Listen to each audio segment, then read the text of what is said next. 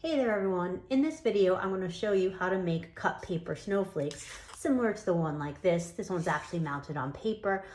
We're just going to talk about cutting the snowflakes for now.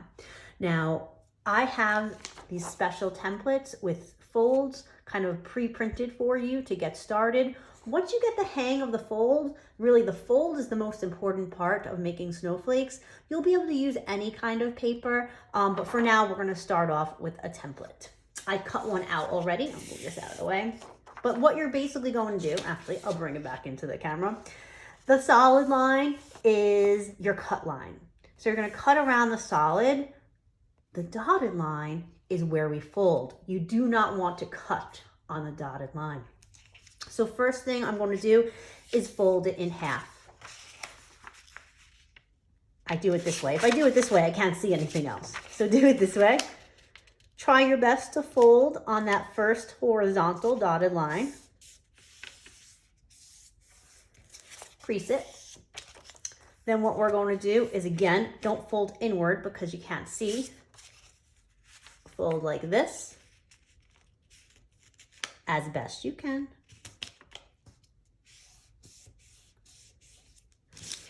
And this one, technically, when we fold it, it should fold over perfectly. Obviously, we are not perfect. Try your best. It's kind of on the fold line. And we have, sorry about the shaking, what looks like a heart, okay? Now, we could start cutting now, but it won't have as many sides. The more folds you have, the more sides to your snowflake. So what I do is I do one more fold, and I just fold it in half. Starts to get a little bit thick. You might have to work the paper a bit before you crease it down. Make sure it's where you want it to be.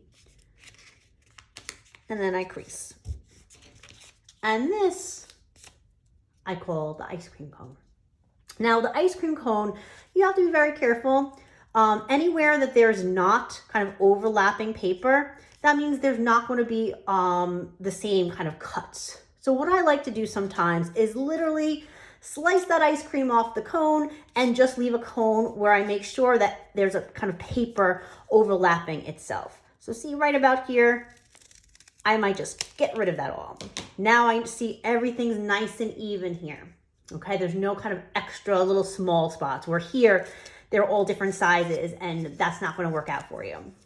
So now we have just the cone, no ice cream.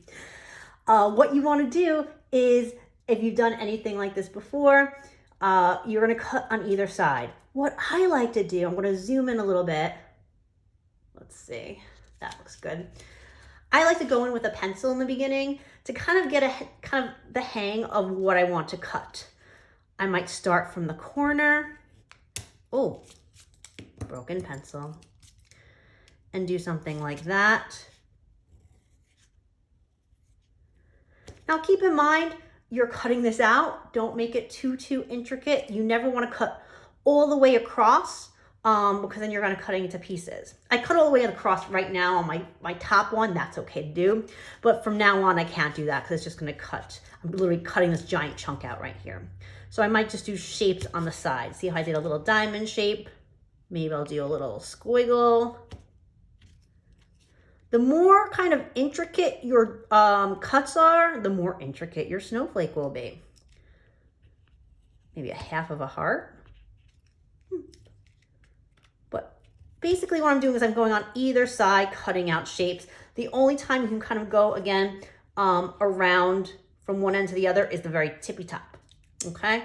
The more cuts, the more intricate your snowflake will be. Now understand, this side won't be seen so much.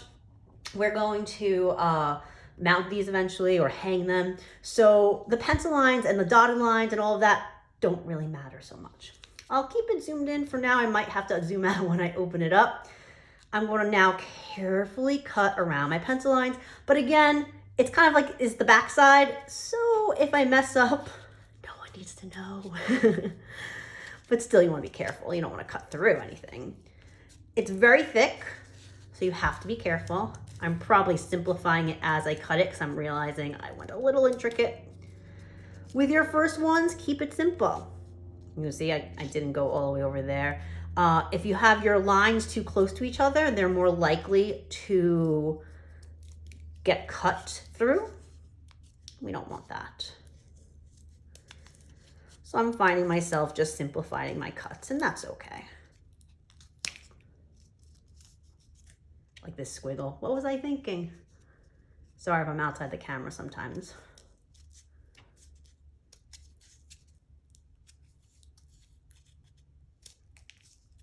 Paper's flying everywhere.